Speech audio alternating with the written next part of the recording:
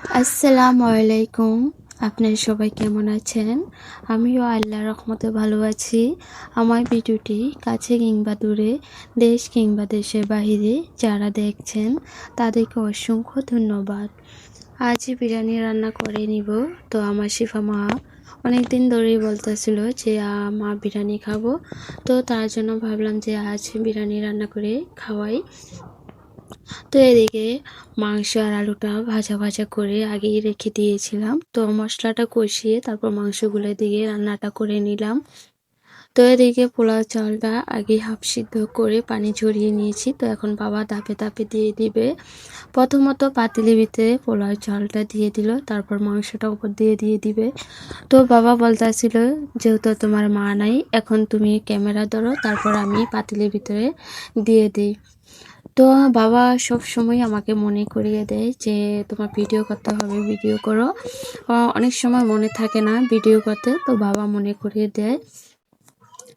তো আমার ভিডিওটি যদি ইউটিউব চ্যানেল থেকে দেখে থাকেন প্লিজ সাবস্ক্রাইব করে পাশে থাকবেন। আর পুরাতন আপু ভাইয়াদেরকে অসংখ্য ধন্যবাদ।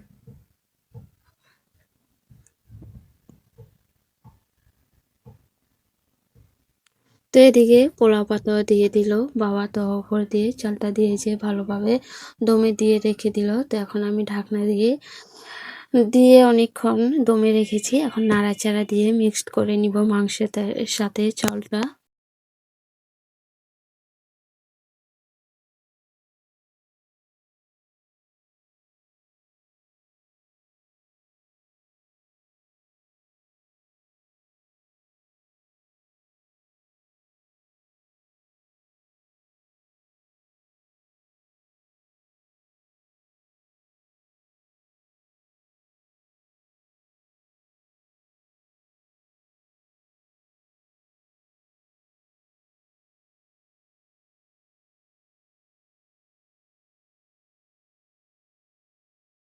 এদিকে উপর দিয়ে পেঁয়াজটা দিয়ে দিলাম, পেঁয়াজগুলো আগেই ভাজা ভাজা করে রেখেছিলাম।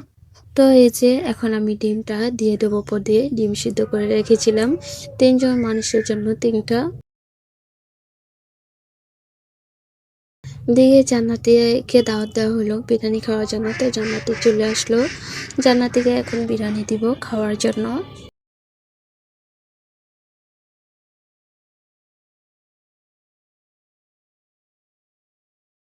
এদিকে খাওয়ার জন্য আমি নিয়ে নিলাম বিরিয়ানি। আজ লেবু নিয়ে, লেবু ছাড়া খাবো, বাজারে নাকি লেবু উঠে নাই। আজকের ব্লগ ভিডিওটি আপনাদের কাছে কেমন লেগেছে সবাই কমেন্টের মাধ্যমে জানাবেন। আজকের ভিডিও এই পর্যন্তই। আল্লাহ হাফিজ।